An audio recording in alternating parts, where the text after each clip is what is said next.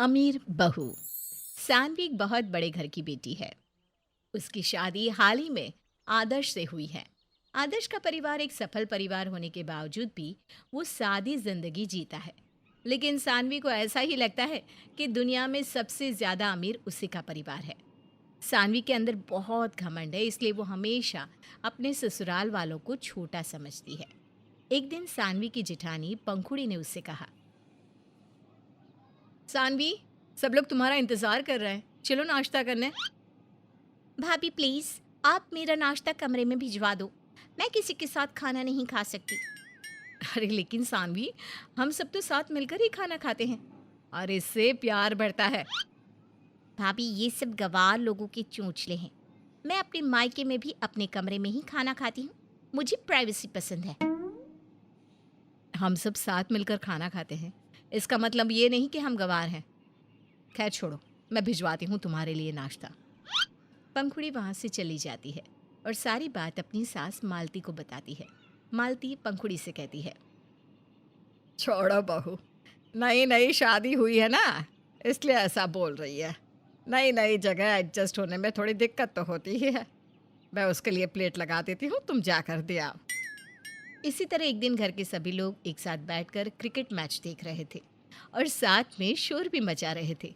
तभी वहां से सानवी गुजरी तो आदर्श ने उसे देखते ही कहा, अरे सानवी, तुम कहाँ इधर उधर घूम रही हो? आओ ना, हमारे साथ मैच देखो ना। इंडियन टीम का प्रदर्शन कितना अच्छा है, बहुत मजा आ रहा है।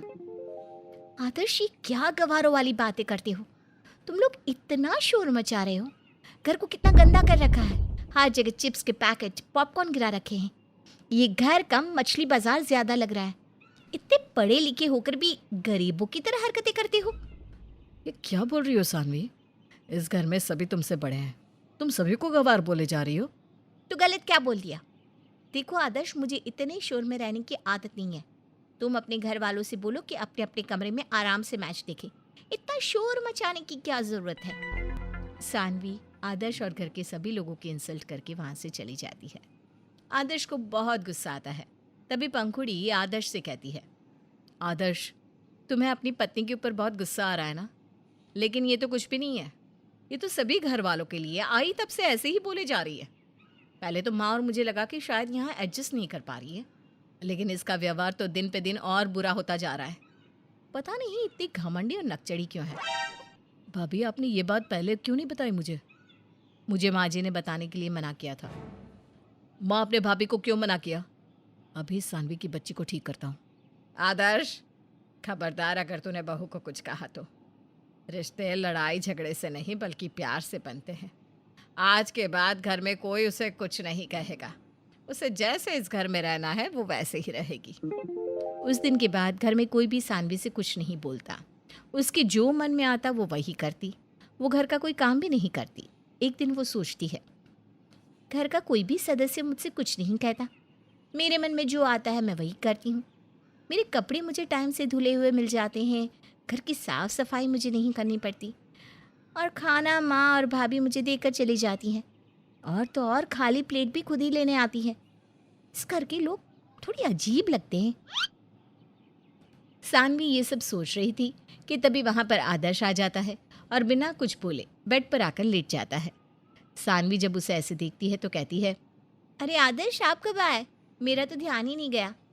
कुछ बोला भी नहीं, आते ही लेट गए। क्या बोलूँ मैं तुम्हें?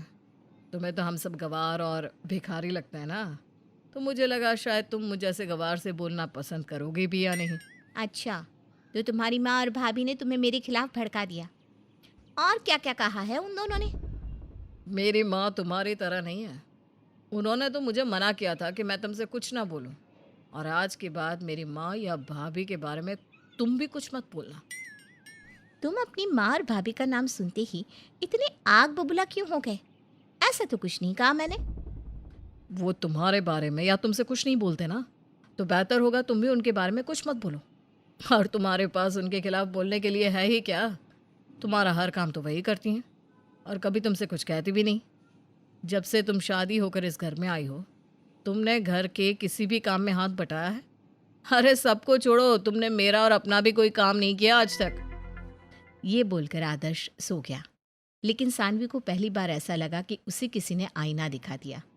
आदर्श की बातों ने उसे अपने बर्ताव पर सोचने को मजबूर कर दिया। एक दिन सभी लोग साथ में बैठकर नाश्ता कर रहे थे और सानवी सबसे अलग बैठकर अपने फ़ोन में लगी हुई थी। तभी वहाँ उसके पिता महेश आ गए। महेश मालती के सामने हाथ जोड़ते हुए कहने लगे, नमस्ते समधन जी, कैसे हो आप? सानवी ने पहली बार किसी के सामने अपने पिता को इतना झुकते हुए देखा था। उसे ये देखकर हैरानी हुई और वो सोच में पड़ गई। मेरे पापा के आगे पीछे लोगों की भीड़ लगी रहती है और वो यहाँ मेरी सास के सामने इतनी विनम्रता से झुककर नमस्ते कर रहे। बात कुछ समझ में नहीं आ रही। सानवी ये सब सोच ही रही थी कि तभी उसकी सास ने उसे आवाज़ देते हुए कहा, सानवी बहू, तुम्हारे पिताजी आए हैं, मिल लो। मैं तब तक चाय नाश्ता बना लेती हूँ।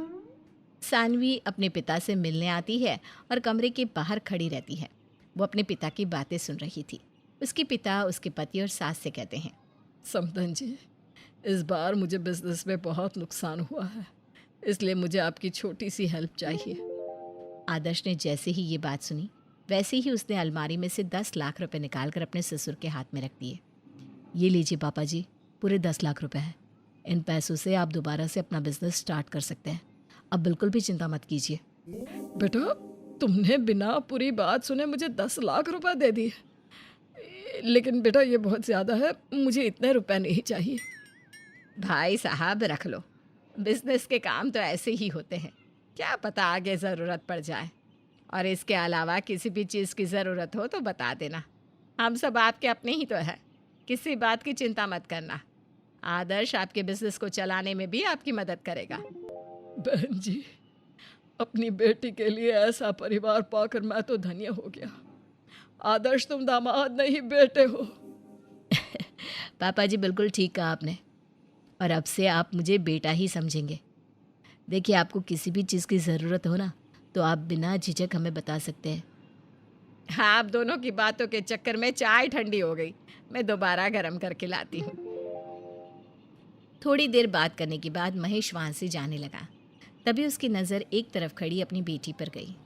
महेश सानवी के पास गया और बोला, बेटा, मैंने तुम्हारी शादी बहुत सोच समझ कर इस घर में की है।